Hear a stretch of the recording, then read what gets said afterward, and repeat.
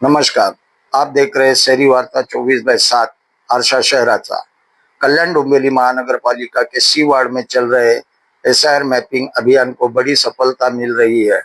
इसी उपलब्धि के उपलक्ष्य में एक भव्य सत्कार समारोह का आयोजन किया गया। इनके प्रमुख कामरान रिजवी नेशनल उर्दू हाई स्कूल के शिक्षक सरफुद्दीन सर और अनीस सर के नेतृत्व में उत्कृष्ट कार्य करने वाले अधिकारियों को सम्मानित किया गया। वहीं सामाजिक कार्यकर्ता एडवोकेट मजर खान पठान, सैयद नवाज सैयद और महबूब खान के फील्ड वर्क और सक्रिय योगदान को भी विशेष सराहना की।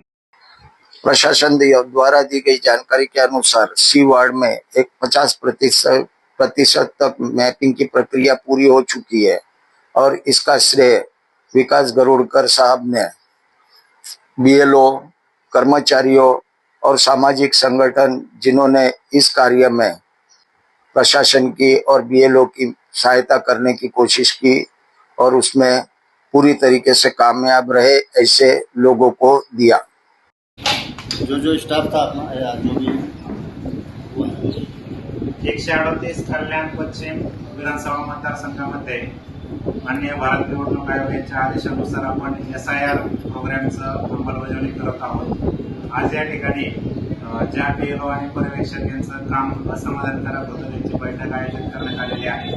त्या सर्वांना कामाविषयी मार्गदर्शक अशा सूचना देण्यात आलेल्या आहेत। ज्यांचं काम असमाधानकारक आहे त्याच्यावर तात्काळ कार्यवाही प्रस्तावित केली जाईल अशाही सूचना या ठिकाणी निर्गमित केलेल्या आहेत। आम्हाला खात्री आहे की नजीकच या आठवड्यामध्ये आमचं एसआयआर कार्यक्रमाचं जी प्रगती आहे या 138 मतदारसंघामध्ये निश्चितच वाढ होईल याची शाश्वती आम्हाला आहे। बेलोनी काय त्यांचा प्रॉब्लेम मांडले का कसं काय बेलोंच्याही समस्या आलेल्या आहेत, पर्यवेक्षकांच्याही समस्या आलेल्या आहेत। त्या समस्यावर उपाययोजना म्हणून आम्ही रणनीती आमची त्या ठिकाणी ठेवलेली आहे।